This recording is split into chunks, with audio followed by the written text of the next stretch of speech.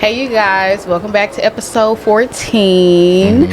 And today's episode is called Beauty in the Struggle.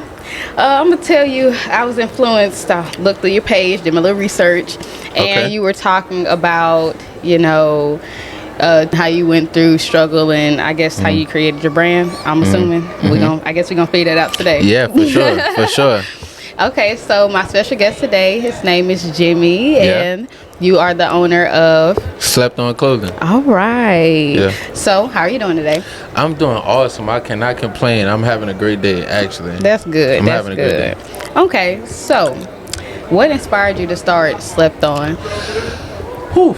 Okay, so that's a loaded question. So what inspired me to start the brand was so back in 2012, when I was like 12 years old, my mom and pops got a divorce, right? Before that divorce, I had a whole, like, I had everything in a sense, like, as far as like, I didn't need for anything. Yeah. So after that divorce, I was introduced to struggle. So I started taking all my older clothes and like bleaching them and doing things of that nature. And that's kind of how I got into fashion. So fast forward, once I graduated high school, me and my homeboys had like some click shirts that we was making for us to wear, but people wanted to buy them. Okay. And around that time, I kept calling myself Slept On. So instead of me selling them the click shirt, I'm like, I'm gonna make some to sell to y'all, and that's how the brand was born. And it was like, I started July 16th. I made the logo, and by July 21st, I had my first shirts out. Okay. So originally, you are from LA. Yep, I'm from Louisiana, Thibodaux, Louisiana to be exact. Louisiana. Okay, Yeah. You got Louisiana in the building. All right. Yeah, for Okay, sure, I don't think for sure. I've had a guest from Louisiana sit on here just yet. So you the first. Really? Yeah. Oh yeah, I love that. So, how would you describe Slept On? Like, what is the message behind it? It's so detailed because it's crazy. So when I first started, I probably wouldn't be able to answer that question for real. But now I'm 6 years in, so it's like I can answer that question as far as, so of course you think people sleep on you. Of course that's kind of like the main meaning, like people sleeping on me and like I'm feeling like I'm underrated or things of that nature. But the biggest part about it was what I realized through this whole time was I was talking to myself. Like, don't sleep on yourself. So that's what the brand mean now. That's really what it meant all along, but I'm just understanding that don't sleep on yourself. Like, once you not sleeping on yourself, you can do anything.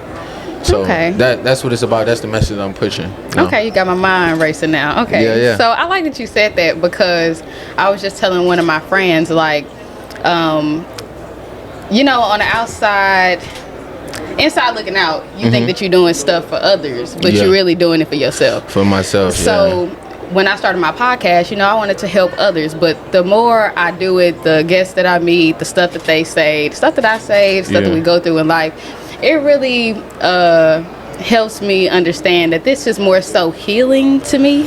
So it's crazy you say that because, like, when I do things like this, or if I'm just talking to somebody in a good conversation, or if I'm helping somebody, majority of the times I gotta say stuff out loud for me to get it. Cause like you think about it in your head, but sometimes I gotta say it out, and that might happen today in this podcast. Like, I say stuff out loud, and it really be what I needed, and so it resonate after you say it out loud. So that happened a lot in my designs. That happened a lot in things I do. It's like I do it, or like even videos I make on social media. It's like I really put it out there, but it's really for myself. Yeah. But it's like when I put it out there, help myself. You know what I'm saying? It's kind of like a accountability thing. Okay, I like that. Okay. So, how did you, I guess, like, get into like making the shirts, like the production behind it? Okay, so the first shirts I was telling you about, I went to the same girl that made those click shirts. Okay. And I'm like, look, I got this design, I want to make a brand. So she was like, okay, cool. So she had a silhouette machine, which is like the vinyl cutter, little Cricut type situation. So she made my first shirts. And then me and her went to the same college, so she kept making them for me. But then probably after a year, she didn't want to make them for me no more. And then I ended up getting my own machine. And then that's how I started. So I was making shirts with an iron for probably like the first 3 years of me selling shirts. And it was like, that was crazy. And it's just like, I just kept learning over all this time. And then I worked with China manufacturers for the first time. And I just tried every method of it. But it all started with the iron though. I think that is, you're the perfect guest today. Like, you're saying some good stuff because I can really resonate. I appreciate that. So the fact that you were talking about that, when it comes to me and my podcast, nobody sees like the behind the scenes and stuff that you go through, and where you started off may not be where you end, or it may not look the same and stuff like that. Like, I started off recording at Barron Studios. Now I'm recording at the Galleria. But between the time, which is fire, by the way. Thank you. But between the time of Barron Studios and here, I was just renting out spaces, or doing it at my sister's apartment complex. Ain't nobody know where I was recording it. They don't see the grind behind it. I got a story for you. Since you brought up that, like you was doing that, just I remember during COVID. So when I was in college, that was a big part of my brand. So I was in college, I was making it out of my dorm, and then COVID hit, school closed. So I went to live with my homeboy, stand on his sofa. I'll never forget, I got a job at Lowe's during COVID, and it's like, so right now everything's shut down. So I can't get t-shirts, I can't get this, I can't get nothing. I was working at Lowe's, and they was giving us free masks, like free black masks. So I started taking the masks and printing my logos on it and selling them. Okay, like some beanies. Like, it was crazy. It was crazy. And like when you say that, it's because I was pressing stuff in his kitchen. Like, that was crazy. That's crazy. In his kitchen, that was crazy. Now that I'm thinking about that, that just hit. When you said that just hit. Yeah, you don't realize all the steps that you take and all the transitions that you make throughout the process. So yeah, I like that. For sure. So I seen you direct your own photo shoots. Yep. Okay. Do you pause? Like, where is the creativity coming from? That's a good question. So it's like I just have these things in my head, and it's like I can't stop until I execute it. So it's like, in those senses, it's just like I have an eye for it. It's kind of, I don't know how to explain it at all. Like, where that come from as far as the me directing photo shoots, it's just like I have a certain eye for it, and me doing it so long, and it's like seeing different things, because like I'm a student of the game. So it's like back in 2019, I vowed to myself, every single day I'm gonna do something to grow this brand. And I've been doing that since then. So it's like, it might not be I'm going to sell a shirt today, it might not be I'm going to design today, but it might be I'm going to learn a new technique, I'm going to study somebody else's brand today. Like, but something got to get done every single day to push me 1% forward. Like, even this, like, just telling my story, that's pushing myself forward. Like, even if I don't sell no t-shirts today, if I don't design no t-shirts today, if I don't post on Instagram today, just this is pushing myself forward. So I would say, like, I guess that's where it come from. Just time and time again of just constant research and just being obsessed with this one thing for so long. After a while, it's kind of like it becomes second nature in a sense. It becomes reality. Yeah. Okay, so what made you move from Louisiana to here? So the original thing was I was just trying to grow my brand. So around that time in 2021, that's when I moved here. I had already, so I went viral in 2020. Okay. Right after COVID, I went viral on Twitter. I did like 10K in a day. That was like my first time ever doing something like that. Okay. So from that moment, I was like, okay, this is what I need to be doing. Okay, all right. So at that point, I felt like I was in Hammond, Louisiana, my college town. I felt like it wasn't no more there for me. So at the time, I had enough money saved up to pay out my rent of the next apartment I was getting. So I was looking, it was me and my roommate was looking for apartments, and we was about to pay it out. So it's like, either we do it here, where we've been at for the past 3 years, or go to Houston. So we came on like a vacation for like the weekend, and it was like, yeah, this is what we're gonna do. And in less than 3 weeks, we was here, like with our apartment. And it was like, from that moment on, I just got introduced to a whole totally different world. Because before I got here, I was just doing t-shirts, t-shirts, some shorts here and there, but I got here and got opened up to a whole totally different world. As far as fashion and clothing in general. All right, well, now tell the people what you sell. Tell the people all the products that you are. Man, I sell anything. So this is my newest sweatsuit that's releasing this Saturday. I don't know when it's coming out, but if it's after November 16th, it's already out, so go get it. Go get that. Sweatsuits, t-shirts, shorts, all couture pieces, custom pieces. One of my most proud pieces that I did this all couture jacket with like 1,000 can tops on it and vintage source buttons from New York. All right. That's like one of my most proudest pieces. But yeah, it's all assortment of different pieces though. Okay. So, getting back to like the beauty and the struggle, what was your perspective during that time? Did you feel like you had to change it from what it already was? Man, I'm kind of going through that now. So it's like now, up until this point, so I'm in year 7, and I fell deeply in love with like fashion, like high fashion. So like I love it with a passion now. But when I started off as like a hustle. You see what I'm saying? Yeah. So I was just I'm putting my logo on a t-shirt and selling it. Like that's what it was. I was trying to get the money out of it. But now I didn't feel deeply in love with fashion. So being 6 years in, it got people that know me and love me from when I was just putting logos on a t-shirt. Yeah. My first t-shirt was $12. So it got people that love me for that. But it's like now I'm at a point to where I really love fashion, and like all the little small little details in it, as far as like the fabric weight, the different fabric, the way the fabric feel, and all these different things that my original audience really might not just care about. Yeah. They just want the shirt to say "slept on." Yeah. You feel me? Sure. So it's like lately I've been trying to figure out how, because I don't want to just abandon that audience. You feel me? But I also want to exercise where I want to go, because like that's where I'm trying to go. Like my goals that I see in the fashion industry period is aligned with the high fashion, or with a high fashion line. You feel me? So I'm trying to see how I bridge that, because I don't want to just just leave them. What if you come in the middle? That's what I'm trying to do. So next year I got a big surprise as far as how I'm gonna bridge that, but it's just like that's what I just been trying to figure out, because I can't like just leave them behind. You feel me? Yeah. So that's crazy that you asked me that, because I've been trying to figure that out. That's crazy. So how tedious is fashion? Fashion is super tedious. So the tedious thing about it is it all depends on like the design. There's so much that go into it. It's like so for example, like that haute couture jacket I did with the 1,000 can top. Yeah. Okay. So like these can tops that's on here. I'm putting like 10 to 12 on a safety pin, on each safety pin. Okay. And it's like I'm doing all that, and it's like it takes so much time. Like back when I was doing vinyl, that used to be so tedious. Like like the weeding, the peeling, like that used to be so tedious. It didn't got easier now. I don't do that no more, but that used to be so tedious. Okay. But like it's more so now like working with manufacturers, the tedious part is getting what you want, what you expect. Because you got to communicate with somebody across the world and try to communicate your vision to them, to where they execute it how you want it to. So that's the tedious part now. Yeah, because your vision is your vision. Yeah. Ain't nobody gonna see it like how you see it. Good show. No, that's a fact.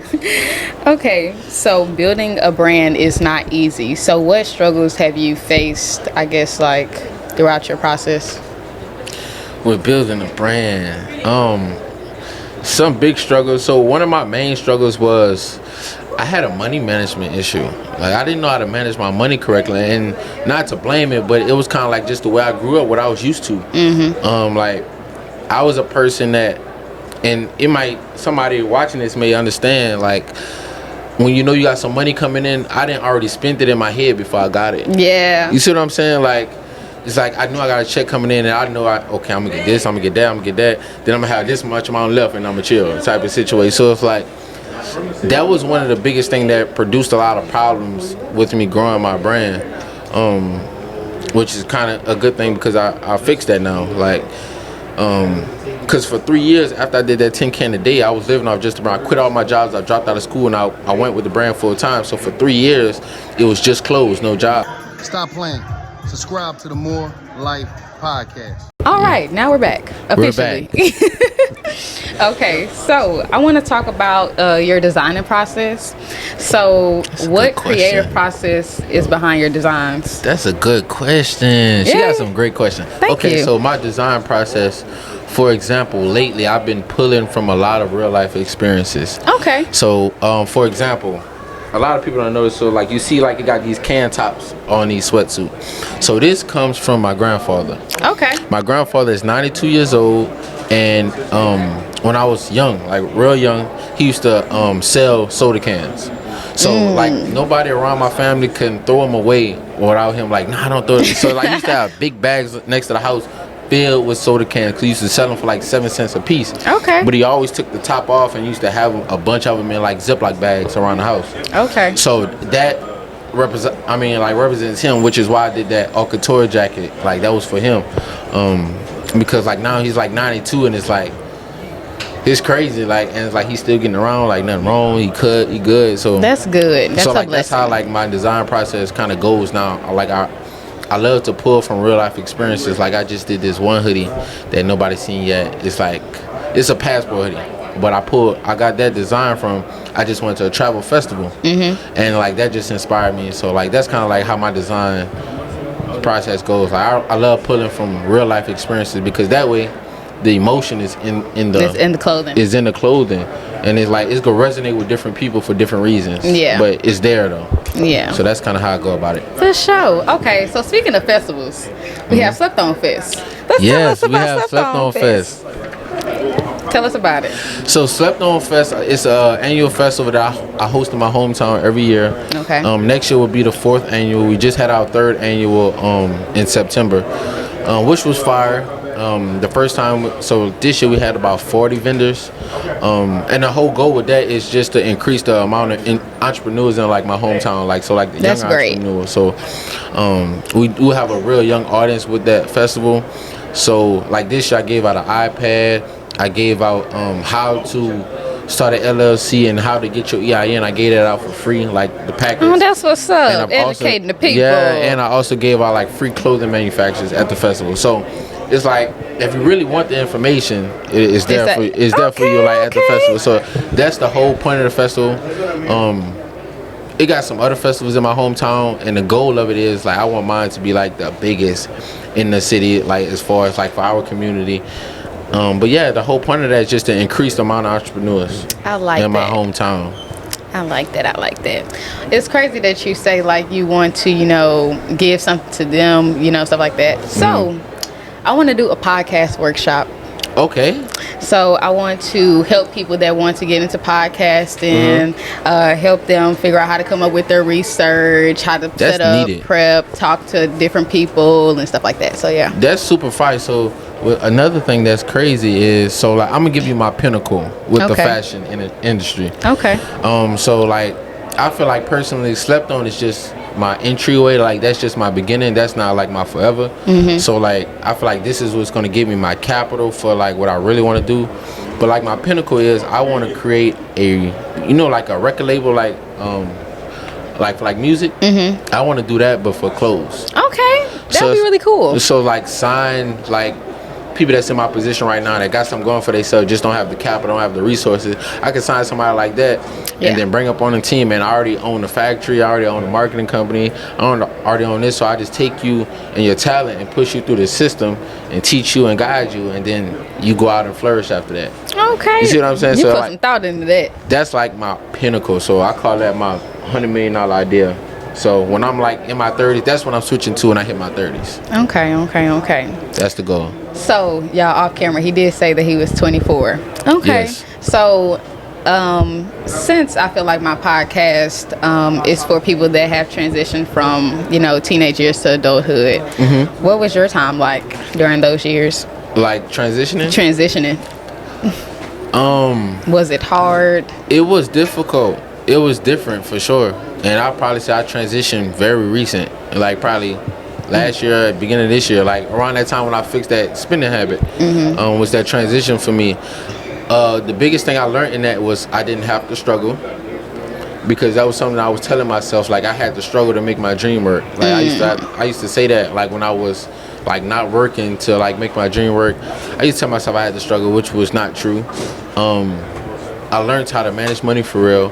I learned how to deal with my emotions. I learned myself like that. Like that's what it was. Me growing up from teenage to like adult, the whole thing was just me learning myself. Like, that's what it was for me. And creating your own identity. Exactly. And telling myself it's okay. Like just growing out of things that I really didn't want, but like it was just happening just because people I was around or places I was. Growing out of that was my transition. And like now I'm in a place to where like I say, it's no outside stress. Only problems that I have are problems that I create. Yeah. You know what I'm saying? And then those problems I create, I can fix. So I ain't really tripping nowadays. Like I roll, like if I have obstacles, I fix them, keep going. I roll with the punches, keep going. Like. Okay. I think I've hit my transition point this year. I feel like, you know, we're all gonna have problems. Whatever season we're in. Yeah. So it really doesn't matter. But Yeah. it's how you handle the problems, face the problems, and don't let it get you down. Yeah. So I've been learning that. I'm in therapy, so I've been learning how to, you know. How was therapy? Therapy I always is wanted to do very that. cool. I like therapy. It's not cool at first because you know I'm not a type of person who likes to, not say I don't like to hear about myself. I'm open to criticism and stuff like that. But when you're telling me that something's wrong and I don't know how to fix it, I feel like then I get to, you know, tweaking out, and I don't want to tweak out. I feel you. So I understand that though. Not only just that, but like just growing up, it's certain things that I just felt like I needed to deal with. So that I like therapy. I like my therapist. Definitely would say get a black therapist if you're looking for one. Okay. I think I might have to do that because I feel like it's certain things that, in certain ways I act or certain things I do, and I don't even know why. It's triggered by something else. Yeah. And I don't know why, so maybe that might help. Yep. And I think the triggering part, like it makes sense, but sometimes it's just hard to wrap your brain around. Yeah. So that's where I'm in therapy. That's interesting. But you know, my therapist said something good to me. The past 2 sessions, she told me that she was proud of the woman that I'm becoming, you know, so that made me feel good. So from seeing me, you know, 19 to 23, it's a transition. Yeah, it's definitely a transition. So yeah. That's super dope. Thank you. So I want to talk about like your support system. So who's a part of your support system? Like, do you have a team? Do you have people that help you? Like, are you just I had I went through a phase where I had a team that was really helping me. So, but I do have a dedicated support system. I have a group of guys that's around me that really support things I got going on. I've been surrounding myself with people that's just on the same journey that I'm on. I do have like a very close-knit support system. So it's like one of my closest people, Bryson. He's actually in jail right now. Okay. So, but I talk to him more than anybody though, which is crazy. That's crazy. But that's like from the very beginning, like because you go through these times, you go through these different things where you may have people that want to be like you. You may have people that want your spot. But from the very jump, he was always like, look, this you, I'm rocking with you, whatever going on, I'm rocking with you, like, and it's like, he made it obvious, he made it evidence, like, look, this is what you do, you know what I'm saying, if I can help any way, I'm here, but like, right now, I got a solid support system around me, like, even bro behind the camera, my homeboy, like, he was the first person I met here in Houston. That's what's up. So it's like, my support system is fire right now. That's great. It's fire right now. I think I'm kind of growing mine. And it takes time. It do. because you go through people come, people go, people are here for a season sometimes, and like that's what I've grown to know. Like it has some people that I thought would be here forever, and they not here no more. You see what I'm saying? And it's like they was here for a reason and for a season. You feel me? So it's like, but the ones that's really there, you know. Yeah. And it's like, you know, when they come, so it's like, and you can't rush that process. You can't, because they come at the right time, and it's like, it's amazing. I ain't gonna lie. So I've been stressing about a team just because I've been podcasting by myself for a long time. I started off. I started off with a co-host. Don't have a co-host anymore. So I understand what you mean. Like people come and they go, stuff like that. And not only that, like I'm in a season now where it's like you have to be genuine in wanting to help me, and not looking for, you know, something to get out of it. Like I don't mind, because I feel like you help me, I'm gonna automatically, you know, help you for sure. But I just feel like you automatically off rip thinking that I'm gonna do something for you is crazy, or I have to. It's just wild. Man, it's crazy you say it's crazy you use those exact words though, because it's like So like I started by myself, and I used to take pride in doing everything by myself until I realized that's not the way I need to go. Yeah. So when I first moved here and I saw the way people was moving out here, I'm like, I need to build me a team. So I went all the way up to the point to where I had a videographer on my team, like dedicated one, a photographer on my team, a dedicated one, a creative director that worked for me, a model director that worked for me, and also like people that were like worked my pop-up shops, like things of that nature. Okay. It's like a team of like 7 or 8 of us. That's crazy. And up until a point to now where I'm at, where I feel like I'm in the best that I have been in my brand, talking about myself again. You see what I'm saying? But like now with the knowledge of going through all that, I understand how like the way it's supposed to go. Yeah. You feel me? And like you say, letting them come in genuinely. Yeah. You know what I'm saying? And just I feel like being around a community or just being around a support system that supports your dream and goal is I feel like it's more important than the team aspect in the beginning. Yeah. Though. Like, of course, you're going to get to a point to where you need a team, like in the situation where we had. If you didn't have somebody there, that could have been real bad. You know what I'm saying? But it's like, but that comes from a support system. You know what I'm saying? So it's like, that builds on, like, and then it's going to turn into a great team at some point, because it will come to a point to where it's like, okay, look, this is doing really good. I would love for you to be a part of this. And it's like, you better at that, I'm better at this, and it's like we come together. Is you see what I'm saying? Yeah. And it falls into place. So it's like I don't stress about it anymore. I feel like it's gonna fall into place. Okay, I like you said that. So I am a big fan of Wallow 627s. You got his book yet? I do have his book. I don't have it yet. I need to get it. It's in my backpack. That's crazy. Right now. Nice. That's wild. But he had this thing. Everybody has their own position. You can't be around trying to play other people's position and think that you're gonna get where they at. Yeah. So you got to stick to what you know, what you're doing, and stick with that. It be like that, man. And it's like I tell this. I got a real close homeboy, and I was telling him because like I ain't gonna say he got like kind of misguided, but it's like you trying to be this, bro, but you can't even see that your gift and your calling is this. Like what you do when you don't even have to try. Like this is what you do. So I always tell them like back to back to back, like it don't matter who come around you. You got YouTubers come around you. Don't try to be a YouTuber now because you see it's popping. Be yourself. You have a gift. Like I got this far from where I'm at because I've been dedicated to this one single thing for so long. Like, and that's what it takes. And that's what a lot of people mess up because they get so sidetracked, so distracted. You got to focus on that one thing that you do in order to be successful, I feel like. Okay. I like that you said that.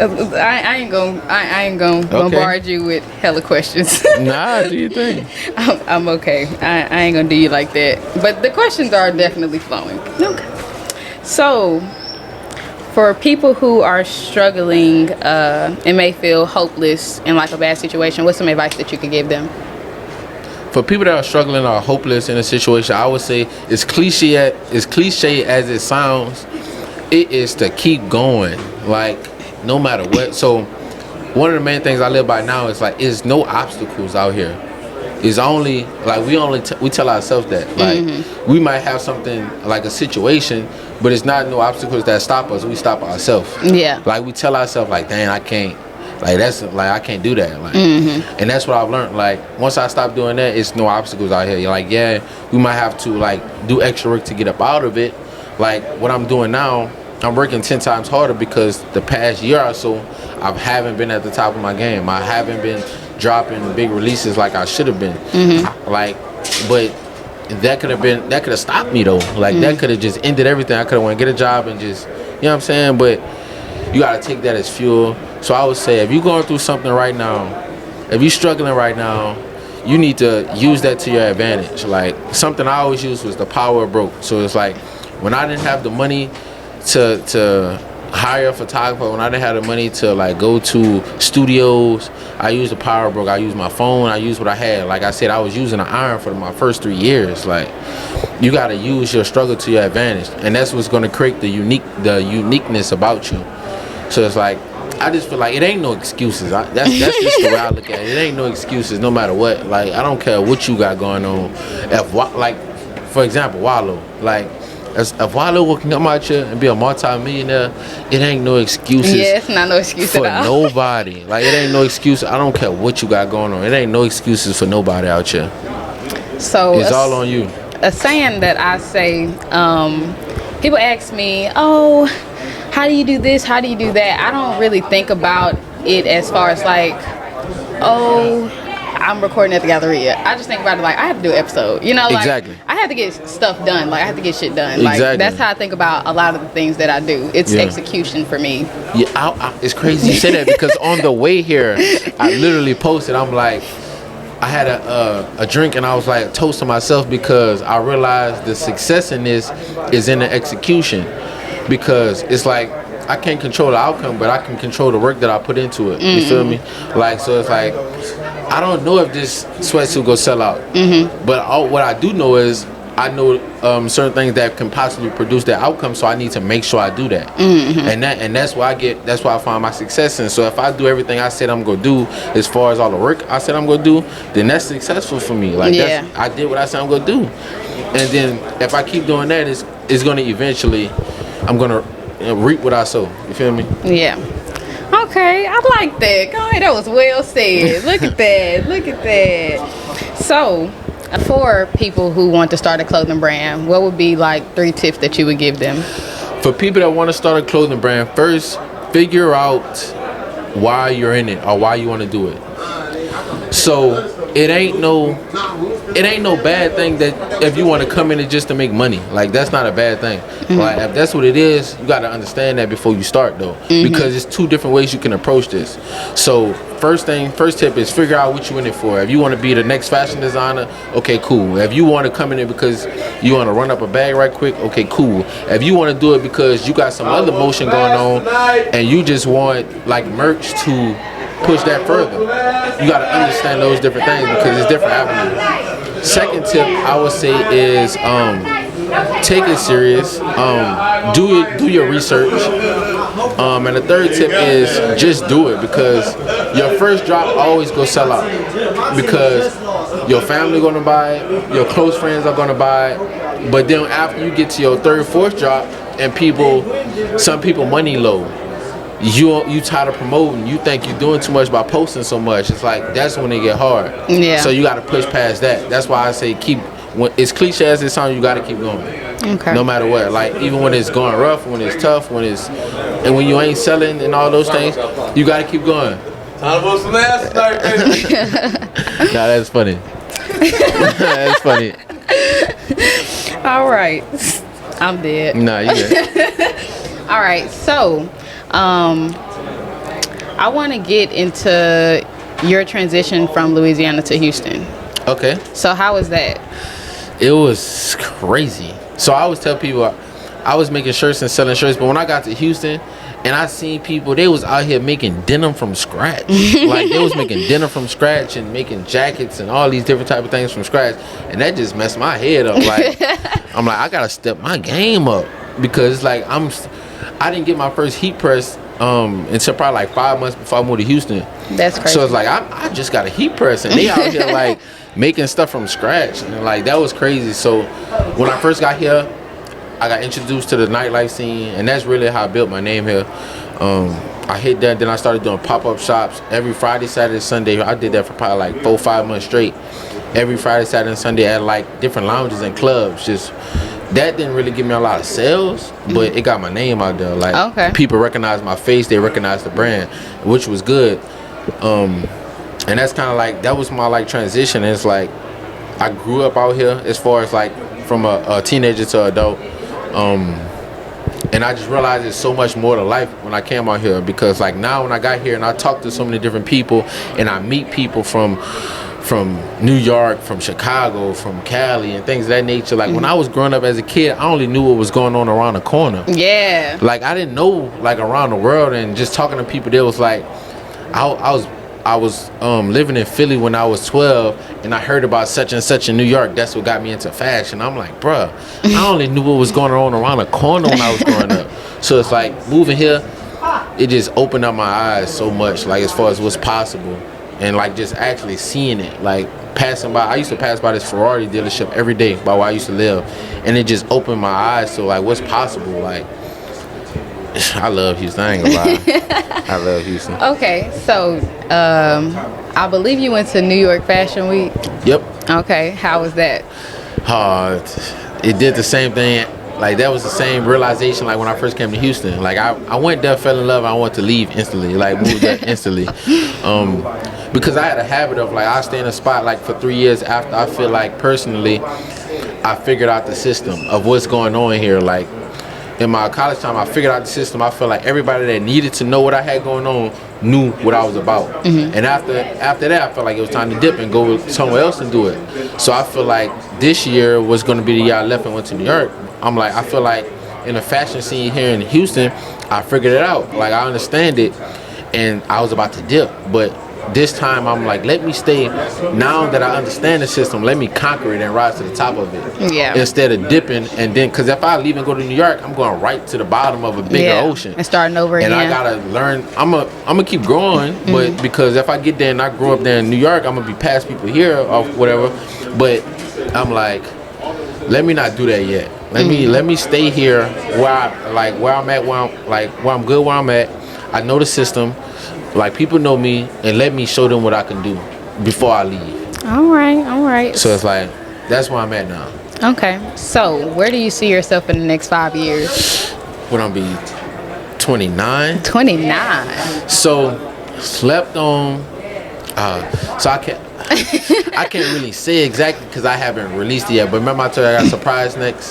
So with that surprise will be super big.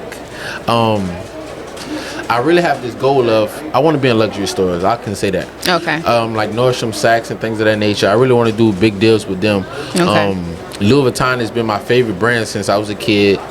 I don't know if this happened in 5 years. You never know. You never know. But I really want to design something for Louis, like do a guest collection or something like that. It don't even matter. Just something.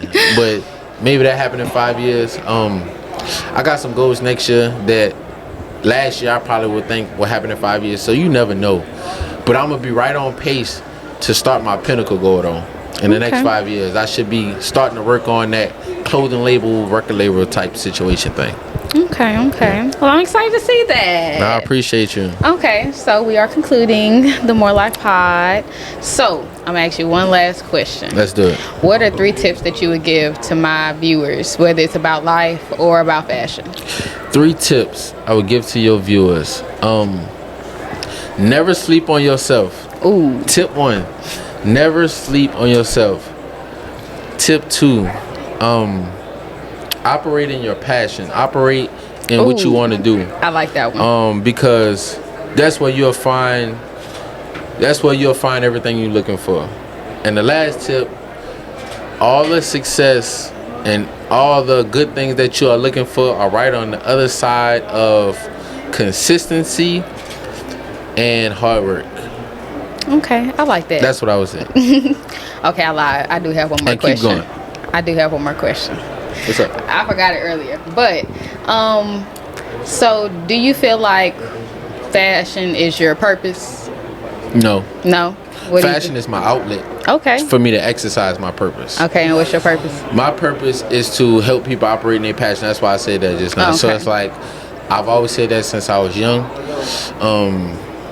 Because I feel like once you operate in your passion, that's where everything is found, and you find yourself, you find the things you're looking for. As you want to be successful, I feel like my purpose is helping people operate in their passion. So like with the festival, it's kind of like in all the little essences that I do, like just from the people around me, like it's like that's just comes natural to me, like just speaking into people's life to help them realize what their passion is or realize what they could be doing. Yeah. It's like I see that in every situation. Like, and I feel like that's my passion, just helping people operate in their passion. Okay. Because I feel like just helping people create. Like, I feel like that's my passion. And my outlet is just through fashion because that's just what I related to, I guess, growing up, or that's just what I was thrown into. So okay. That's how I feel. I like that. All right. That's it. That was dope, y'all. No problem. This was fire. I enjoyed you. This was a great episode. Great commentary. All right. Tell them where they can find you at. You can find me on Instagram at Big Slept On, BIGSLEPTON. And everything else is in my bio of that page. That's my personal page. I got my brand bio in there. Also, the festival bio. My website is slepton.shop. So if you want this set, it's on there. What else? Yeah, that's really about it. Go grab that. All right. I appreciate you for no sure. problem. All right, bye.